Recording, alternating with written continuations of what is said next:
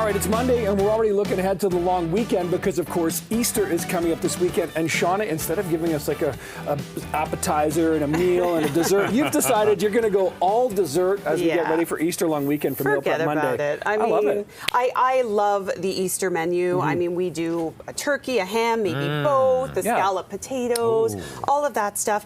But I thought, well, for Bill, I thought I'd bring all these desserts. I forgot it was for Easter. I was like, oh, wow, she really went on. Full dessert. I liked it. Well, I thought it'd be fun. And these are some of the things that you think about Easter weekend. Every day. I love the playfulness of this carrot cake. This is very well done. So let's talk about this. So this carrot cake recipe is one that I absolutely love. Tons of carrots in there, about 3 cups of grated carrot, whole wheat flour to up the fiber just a touch, and a little bit less sugar than you would normally find in a carrot cake. Still so sweet and delicious and moist and wonderful. But what's really special about it is you don't have to have that pressure of making a beautifully decorated cake. You don't even have to make cupcakes. All you do is make a sheet cake of this this recipe and cut it into triangles and then make them into these beautiful little carrots. So you need white icing and orange icing.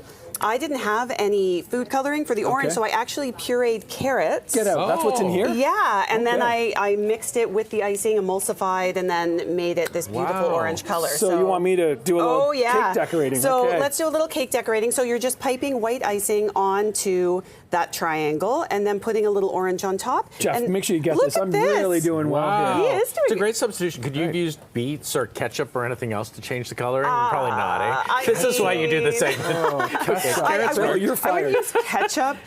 You could use beets, but it wouldn't be this bright orange color, right? You could use sweet potato. You could use squash if you wanted to. Yeah, there's definitely options. Look at that. And then you just sort of plug this in. Yeah, and then you use mint as sort of that little leaf of the carrot. Oh, I see. There we go. Yeah, there you go. Look at that. It's like a carrot. Yeah, it's like a carrot. There you go. Carrot cake. There you go.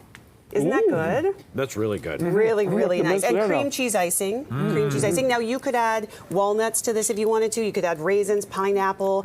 I am a bit of a purist when it comes to carrot cake. I don't like any of that stuff in there. No, maybe some walnuts, but that's about it. So moving on to this second recipe, peanut butter chocolate eggs are big and they're everywhere, right? And I absolutely love them. And you could, of course, go and buy them. But I secretly wanted to come up with a recipe that I could make at home so I could eat sort of as many as I want, whenever I want.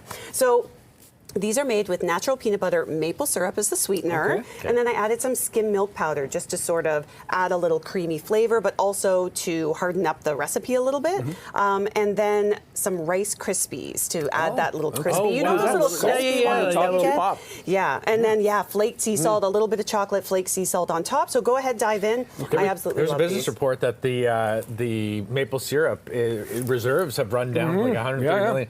So are you particularly responsible for that? Yeah, you know what? I might be. I use maple syrup all the time. We need to be responsible with our time and talk about this last one here. Okay, so this last one here, this is a coconut lemon pudding cake, and we call it a magic cake because it's one recipe, one batter. You put it in the pan and bake it, and it separates. And it separates as it bakes into a custard layer and a cake layer on top, which is amazing. So when it comes right out of the oven, it has this ooey gooey layer on the bottom, and then this beautiful soft cake on the top. Spongy, kind of. Yeah, exactly. So if you want to dive in there now.